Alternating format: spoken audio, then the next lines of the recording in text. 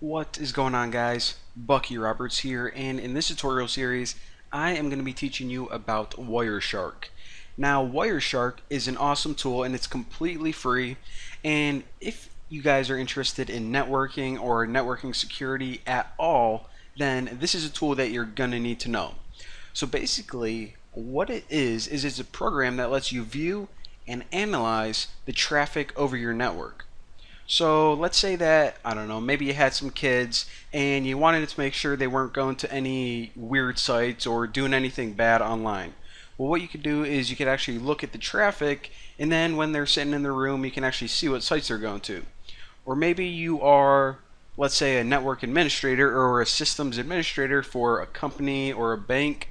Well, what you can do is you can monitor all the traffic on your network and make sure that no one's trying to hack it or break in or do anything that they shouldn't be doing.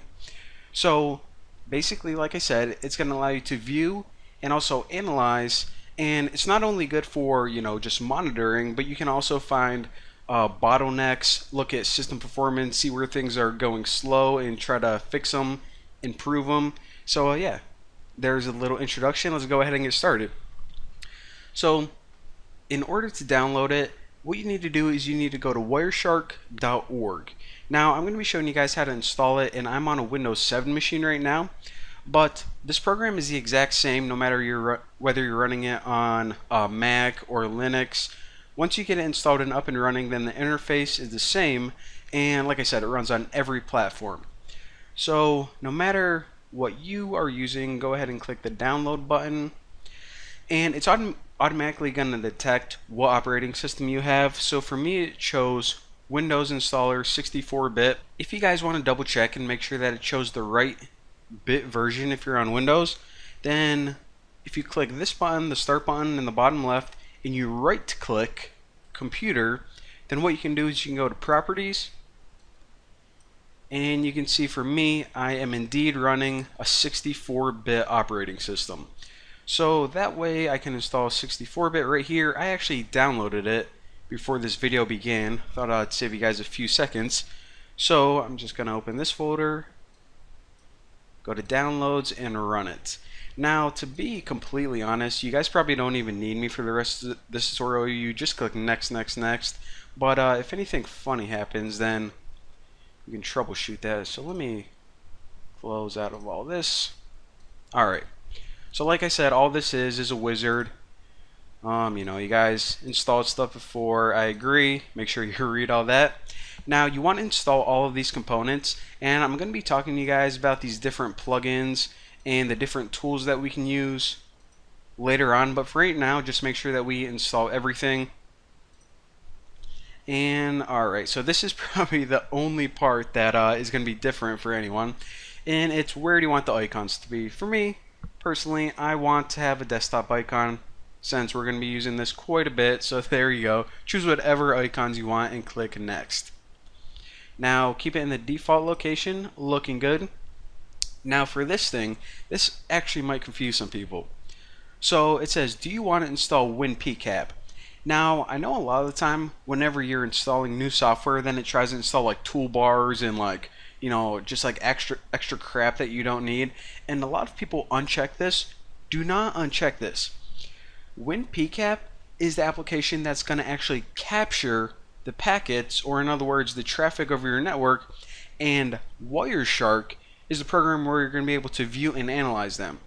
So if you guys were like, wait a minute, I thought that Wireshark was going to be capturing those packets. Well, again, like I said, these programs kind of work together, and in my opinion, whenever you install Wireshark, it should already come with WinPCAP. It shouldn't even be an option, but I don't know why they install it.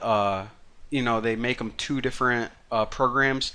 I think it's because you can use other programs with WinPCAP as well. But anyways, if you're on Windows, make sure you install WinPCAP, or Wireshark is not going to work. And if you're on Linux or Mac, it's going to be different. You don't use WinPCAP. That's only for Windows. So you have to see the application. I don't know it off the top of my head. But anyways, pretty much just check everything. Check all the options and boom, let it do its thing. So alright, this thing pops up. Yes, we want to install WinPCAP as well. Want to be able to capture those packets. And might as well start it up on boot time. Dun, dun, dun, dun, dun, dun. That was easy. Now let's continue installing Wireshark. Alright mates, look at that. Completed in just a few seconds. Not that big of a program. And boom, might as well. Actually, I'm not going to run it right now. So I'm just going to finish that and check it out. So if you chose to make a desktop icon, you get this pretty looking icon right there. And whenever you double click it, then it's going to boot up Wireshark.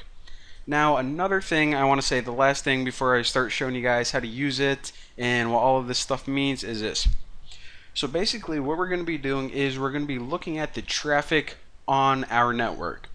Now if you're like me, there's not a lot of cool stuff that happens, just on your own home network. I'm the only one that lives in my house. So, there's not a lot of different attacks, or I don't have, a bunch of different devices that are going up, connecting to my network. However, if you do want to look at some, more interesting captures or just download some sample files that other people have, then you can go to this website right here. So wiki.wireshark.org/sample captures. So these are pretty much, this is pretty much traffic from other people's network. So like I said, maybe you want to look at what Bluetooth traffic looks like, or maybe you want to, look at what some kind of a port scan or some kind of attack looks like. Well, obviously you don't want to go out and buy a Bluetooth device or start hacking your own computer. So you can just, scroll through these and choose whatever type of traffic that you want. Now, just so we can all have a similar project file, if you guys go ahead and download this one, http://cap, this is pretty much the most simple example. It's just basically someone going to a website and downloading a file. So in a lot of the examples, I'll stick with this one.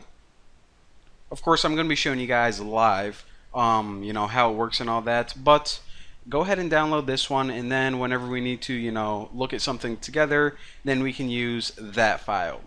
But there you go. Now that you have Wireshark installed, and go ahead and install some sample files, start looking through those, and you're ready to move on to the next tutorial where we are going to finally figure out how to start using Wireshark.